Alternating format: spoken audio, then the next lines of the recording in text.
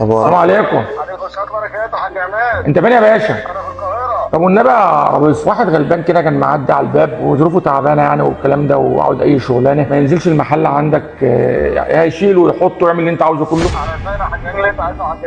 خلاص. امور يا باشا. اجيبه لك بكره؟ يا باشا ونعمل يا باشا ونعمل الواجب عشان خاطرك. الله يصلح حالك، الله يخليك. الله يبارك لك يا حاج عماد. حبيبي يا ريس، حبيبي يا باشا. ماشي اتفضل يا باشا، اتفضل. محلول يا عم. يلا حاتم بسرعه يلا. لا بقى يابا اشرب شايك. خلاص بقى، مش انت عايز ناكل؟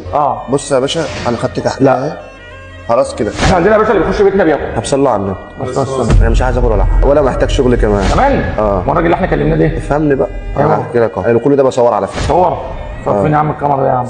حاسس انت هتضربني. شايف الشنطه اللي على بطني ديت اللي انا لابسها ديت؟ فيها كاميرا اهي. لا لا لا لا لا يا عم، في ايه يا عم؟ فانا كنت بشوفكم هتعملوا ايه، طلعتوا ناس زي العسل. انا كل ده كانت تجربه اجتماعيه وهتنزل على الفيسبوك. عم على دماغنا. دماغنا يا عم. بس موافق اذاع ولا مش موافق؟ ازاي يا عم؟ سلام عليكم. السلام عليكم.